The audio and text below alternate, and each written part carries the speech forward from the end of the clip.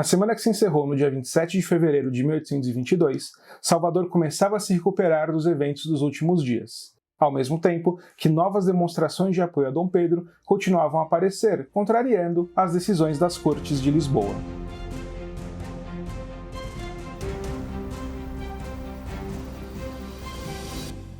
Meu nome é Alfredo de Oliveira Júnior, professor de História, e este canal está acompanhando os principais eventos que levaram à independência do Brasil semana a semana, 200 anos depois. Na semana passada, Salvador foi transformado em um verdadeiro campo de batalha, enquanto Dom Pedro e José Bonifácio buscavam fortalecer a posição do Rio de Janeiro com a convocação de um Conselho de Estado, formado por procuradores eleitos pelas províncias. No início dessa semana, 21 de fevereiro, em Salvador, o conflito envolvendo a nomeação de Madeira de Melo como governador das armas terminou, com a rendição do Forte de São Pedro e a prisão de alguns soldados e oficiais que lá estavam, incluindo o brigadeiro Manuel Pedro de Freitas Guimarães. Nesse mesmo dia, Madeira de Melo fez uma proclamação aos habitantes da Bahia, comentando os eventos dos últimos dias, quando os habitantes desta cidade foram lançados no mais lastimoso estado. Milhares de cidadãos abandonaram as suas casas para vir vagar pelos campos e as ruas tornaram-se em um lúgubre deserto. Na sequência, ele pedia aos civis que fugiram da cidade que voltassem a ocupar as vossas mesmas abandonadas moradas, que nenhum malvado atentará contra a vossa segurança e propriedade, já que tem se dado e continuam a dar-se todas as providências tendentes ao sossego e tranquilidade de que tanto precisamos. Em relação aos militares, Madeira de Melo, no dia 25 de fevereiro, publicou um perdão a todos os soldados desertores, que teriam de 15 a 30 dias de prazo para retornarem a seus quartéis.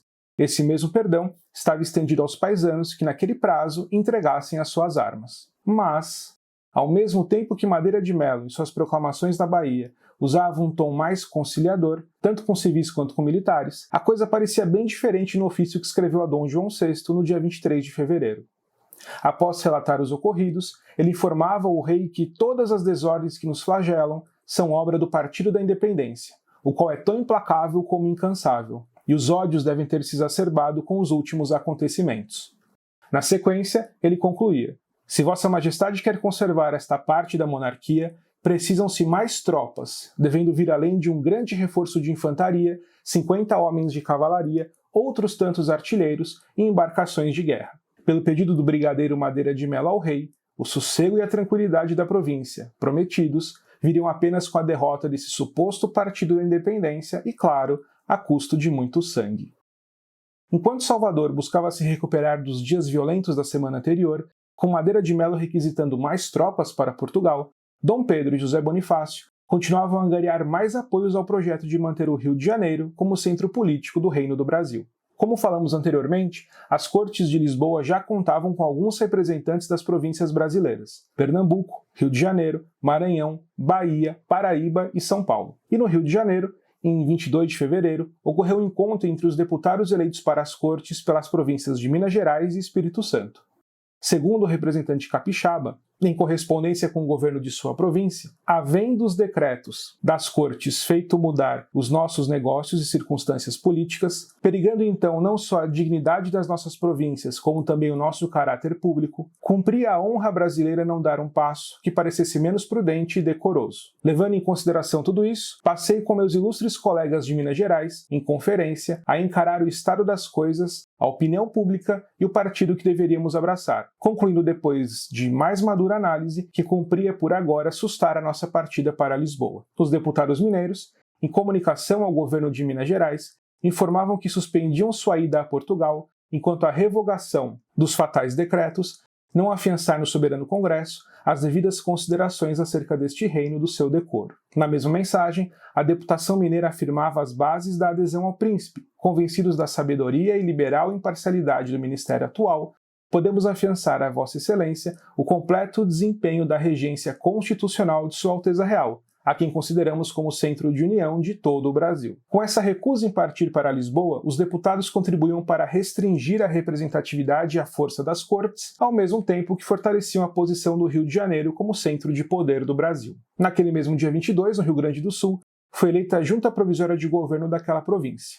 Essa eleição foi cercada de muito tumulto e discussão, já que o povo e a tropa se tinham constituído em duas facções antagônicas. Aquele opunha-se à execução do decreto das Cortes, ao passo que a classe militar tomar o outro partido, nisto reforçada pelos eleitores que diziam não ter poderes para se afastarem do decreto, em que as Cortes de Lisboa dispunham sobre os novos governos. Após os debates, ficou decidido pela não obediência ao decreto das Cortes e, por aclamação, o povo e a tropa concederam aos eleitores plenos poderes para organizarem um novo governo condizente com a vontade popular. A justificativa para essa desobediência era que os decretos das Cortes iriam enfraquecer as forças da província na desunião dos poderes e deixá-la no estado de anarquia, diante de ameaças internas, de espíritos sediciosos que desejam seguir os princípios dos nossos vizinhos espanhóis americanos, e externas, que pareciam manter forças armadas nas nossas fronteiras para invadir nossos territórios.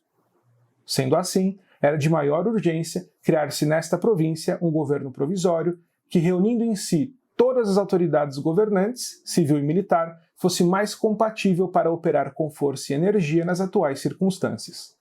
Dessa forma, a Junta Provisória eleita em 22 de fevereiro não seguia o que diziam os decretos das Cortes, já que o presidente da Junta, o brigadeiro João Carlos de Saldanha de Oliveira e Daun, acumulava também a função de governador das armas, reunindo em suas mãos os poderes civis e militares. 2 dias depois, em 24 de fevereiro, o governo do Rio Grande do Sul decidiu enviar a Sua Alteza Real, o Príncipe Regente do Brasil, uma deputação em que declare muito positivamente que esta província aprova a permanência neste reino do Brasil de Sua Alteza Real, a quem tem obedecido sempre e sempre obedecerão. Além disso, esses representantes irão explicar todo o procedimento da eleição da junta de governo, suplicando-lhe sua real aprovação e que depois se digne levar à presença de seu augusto pai e rei para de suas reais mãos ser transmitida ao Supremo Congresso, a fim de ser confirmada. A mensagem do Rio Grande do Sul era clara. Se Dom Pedro podia desobedecer às cortes devido às circunstâncias particulares do Brasil, por que as províncias não poderiam fazer o mesmo, devido à realidade regional de cada uma delas? Uma última coisa. Foi nessa semana também, no dia 25 de fevereiro, que uma representação de Goiás, formada por goianos residentes no Rio de Janeiro, apresentaram a Dom Pedro a solidariedade de sua província, agradecendo Vossa Alteza Real o bem que fez ao Brasil pela heróica resolução que Vossa Alteza Real se dignou a tomar em 9 de janeiro próximo passado, prometendo respeitar e obedecer sempre a Vossa Alteza Real como seu regente e magnânimo protetor. Com a autoridade das cortes cada vez mais questionada no Brasil, e com o projeto de Dom Pedro e José Bonifácio recebendo cada vez mais apoio, quanto tempo levaria até um rompimento definitivo com as cortes e com Portugal? Só o tempo dirá. Se você gostou desse episódio, se inscreve aqui no canal, curta, compartilhe e ative as notificações, pois muito mais está por vir. Até a próxima!